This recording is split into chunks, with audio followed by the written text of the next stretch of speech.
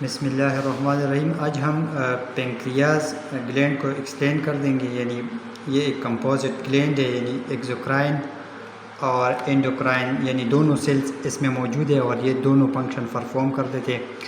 इसकी लोकेशन की बात अगर की जाए तो ये रेट्रोपेरिटोनियल ऑर्गन है और ये जो रेट्रोपेरिटोनियल मेम्ब्रेन है उसकी बिहाइंड सरफेस यानी बैक सरफेस इस पे इसकी लोकेशन है।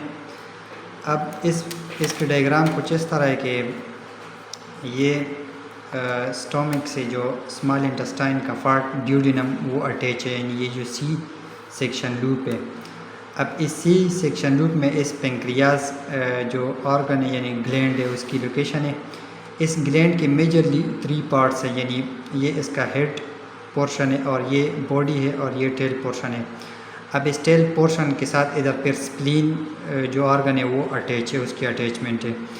और इसके जो ऊपर सरफेस पे यानी ये इधर पे लीवर अटैच है और लीवर से जो 2 डक्ट है यानी राइट और लेफ़्ट हेपेटिक जो डक्ट है वो इसमें एंट्रेंस हुई है। और इस साइड पे ये गॉल ब्लैडर की अटैचमेंट है और गॉल ब्लैडर का जो डक्ट है हम उसको सिस्टिक डक्ट कहते हैं।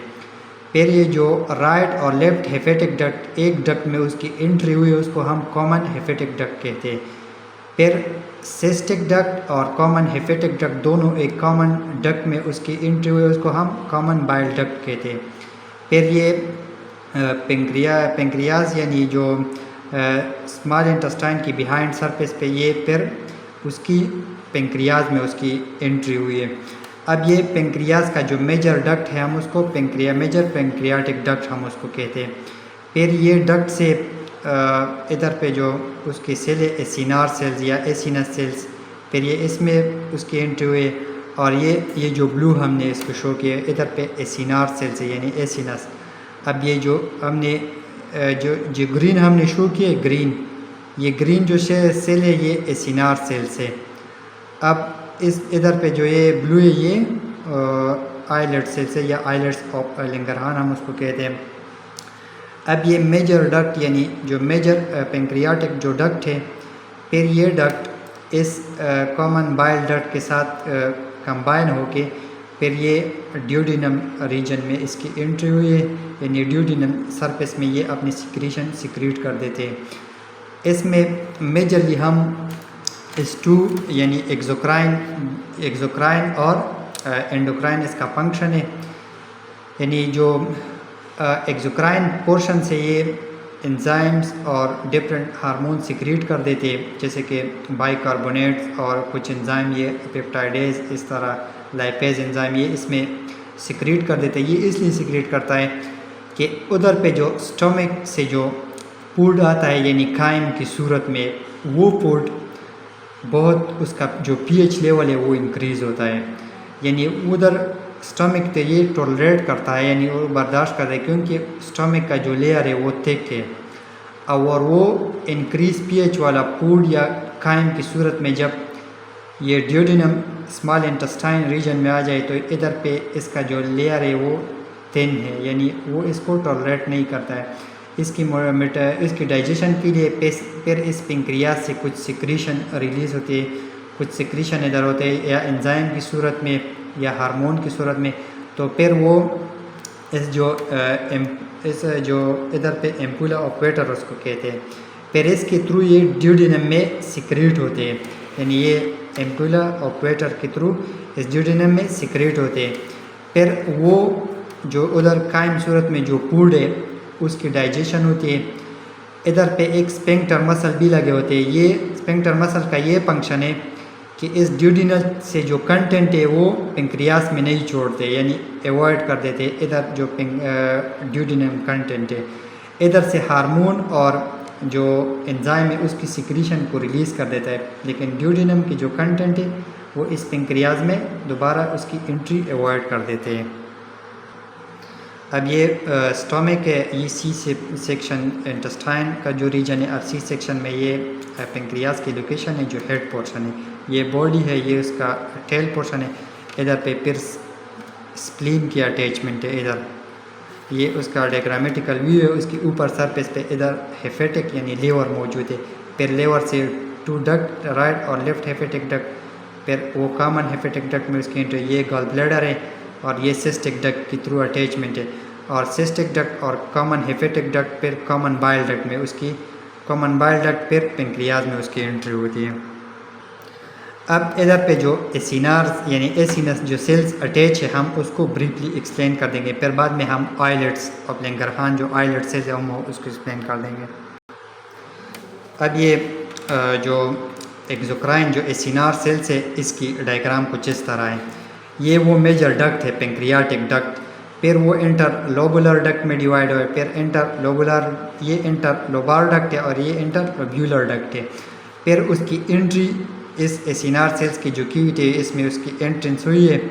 अब ये एसिनार सेल्स है क्योंकि ये क्यूबाइडल सिंपल क्यूबाइडल एपिथेलियम यानी पिरामिडल टाइप ऑफ सेल्स है।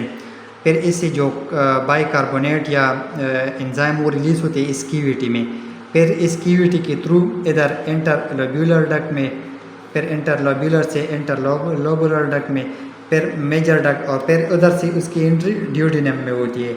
यानी ये ड्यूडेनम पोर्शन में फिर वो अपनी सिक्रीशन रिलीज़ कर देते हैं। अब हमने उससे एक सिंपल यानी जो पिरामिडल सेल्स है एसिनार वो कुछ इस तरह है। उसका जो बेसल पोर्शन है यानी वो वाइडल और जो उसका लुमिनल पोर्शन है जो लुमिनस की तरह वो सिक्रीशन ये पोर्शन ये बेसल और ये लुमिनल यानी ये लुमिनल कैविटी है। अब इसका जो वो साइड है वो नैरो साइड है, यानी ये साइड वाइड है और ये नैरो, ये इसका डायग्राम है ये एसिनार सेल्स का। ये उसका जो ग्लैंड की कुछ वो है कि ये सी लूप ऑफ ड्यूडेनम में उसकी लोकेशन है, यानी सी इसका जो शेप है वो जो gland is in the upper and यानी एक थिक वॉकिंग स्टिक या हुक की तरह उसका जो शेप है ये हुक टाइप है, यानी इधर पे ये हुक टाइप है और ये सी लूप में उसकी लोकेशन है। और ये उसकी कुछ पार्ट्स है यानी लेंथ 15 टू उसकी जो लेंथ है वो 15 टू 20 सेंटीमीटर लॉन्ग है और वेट 75 टू 100 ग्राम वेट है। और उसके कुछ पार्ट्स है यानी नेक का भी जिक्र किया, यानी मेजर पार्ट है वो हेड, बॉडी और टेल है उसकी। अब ये उसके कुछ यानी उसकी पार्ट्स की अगर आप लेंगे तो फिर ये फोर नेक, हेड और बॉडी को नेक ने कनेक्ट किया हुआ है, इसलिए हमने उसमें नेक का जिक्र भी किया। अब हम उसकी सिक्रेशन की बात करते हैं कि ये मेजरली कौन से हार्मोन रिलीज़ कर देते हैं। अब जो मेजॉरिटी पोर्शन में इसका जो एक्सोक्राइन पार्ट है वो 85% उसका रोल है इसमें, यानी ये ग्लैंड 85% रोल उसका एक्सोक्राइन पोर्शन परफॉर्म कर देता है। अब एक्सोक्राइन पोर्शन में एसिनार सेल्स होते हैं। The majority of the pancreas made of exocrine portion 85% by mass and secrete digestive enzyme release कर देते हैं बाइकार्बोनेट एंड डाइजेशन पोर्शन में। अब ये नोट्स पर आप खुद पढ़ ले, लेकिन इसका जो समरी है मैं आपको बताता हूँ कि ये बाई जो कार्बोनेट आयन है वो एसिनार सेल से रिलीज़ होती है और उधर पे मैंने आपको बताया कि स्टोमक से जो फूड कायम की फॉर्म में आता है कायम की सूरत में वो उसका पीएच लेवल बहुत ज़्यादा होता है, यानी वो उधर पे स्टोमक तो टॉलरेट करता है, लेकिन जब ये ड्यूडेनम में आता है ड्यूडेनम पोर्शन में आता है तो फिर ड्यूडेनल रीजन में वो उसको टॉलरेट नहीं करता इधर स्टोमक से। फिर उधर पे पेंक्रियाज उसमें बाइकार्बोनेट रिलीज़ कर देता है और बाइकार्बोनेट जो आयन है वो उसकी पीएच लेवल को डिक्रीज़ कर देता है और डाइजेशन में हेल्प को प्रोवाइड कर देते हैं। यानी the bicarbonate help in neutralising stomach acid, this is a vital portion of digestion. A small intestine is not specialized with 10 strong acid from stomach. This is because small intestine unlike stomach take protective mucus layer. Additionally उसमें digestive enzyme भी secrete कर देता है ताकि ये जो stomach में जो कायम है उसकी pH को reduce कर दे या basic pH में उसको convert कर दे। अब उसका जो फंक्शनल यूनिट है एक्सोक्राइन का वो एसिनस और डक्ट सिस्टम है। डक्ट सिस्टम से कुछ एक्वस टाइप वो रिलीज़ होते हैं सिक्रीशन और फंक्शनल जो एसिनर सेल से उससे बाइकार्बोनेट और कुछ एंजाइम वो रिलीज़ होते हैं। ये उसका फंक्शनल यूनिट है और ये जो वो स्टिमुलेट होता है पैरासिम्पैथेटिक सिस्टम से और इनहिबिशन सिंपैथेटिक सिस्टम से उसकी होती है। अब हम एंजाइम की तरफ जाते हैं कि the acinar cell produce digestive enzyme on the rough endoplasmic reticulum, उसमें ये जो रफ एंडोप्लाज्मिक रेटिकुलम है ये इस रीजन में होता है। इधर पे जो ये एसिनार सेल्स है, ये एसिनार सेल्स, इधर पे रफ एंडोप्लाज्मिक रेटिकुलम है, इधर पे जो एंजाइम की उधर वो सिक्रीशन होती है जो उसमें, फिर वो रफ एंडोप्लाज्मिक रेटिकुलम से वो गोल्जी कॉम्प्लेक्स में मूव होते हैं। गोल्जी कॉम्प्लेक्स से वो कंडेंसिंग वैक्यूल है उस फॉर्म में वो कन्वर्ट होते हैं। These condensing vacuole are then concentrated into inactive जो zymogen granules है, फिर उसमें जो पैंक्रियाटिक एसिनार सेल्स में ये होते हैं और उधर पे ये स्टोर होते हैं। फिर वो सिक्रीशन यानी stored for secretion secreted into the main pancreatic duct में वो फिर सिक्रीट होते हैं विच मर्ज इनटू बाइल डक्ट। उधर बाइल डक्ट उससे जो निकले यानी गॉल ब्लैडर और हेपेटिक रीजन से जो बाइल डक्ट निकले, फिर उसमें वो मर्ज होते हैं और फिर ये एम्पूला के थ्रू, एम्पूला और प्वेटर के थ्रू फिर ये ड्यूडिनम रीजन में फिर वो सिक्रीट होते हैं और उधर पे अपना फंक्शन परफॉर्म कर देती है। अब उसमें जो एंजाइम है वो काइमोट्रिप्सिनोजेंस या ट्रिप्सिनोजेन और उसका जो फंक्शन है वो digest protein peptide to single amino acid को कन्वर्ट कर देते हैं। पेंक्रियाटिक लाइपेज जो ट्राइग्लिसराइड, मोनोग्लिसराइड या फैटी सब्सटेंस को डाइजेस्ट कर देता है।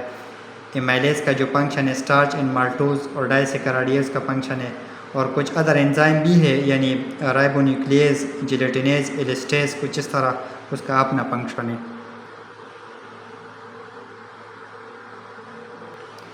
यानी पेंक्रियाज के मेजरली हम टू फंक्शन यानी टू फंक्शनल सेल को हम एक्सप्लेन करें, एक्सोक्राइन प्रोसेस और एक्सोक्राइन सेल और एंडोक्राइन। हमने एक्सोक्राइन एक्सप्लेन की, अब हम एंडोक्राइन की तरफ जाते हैं।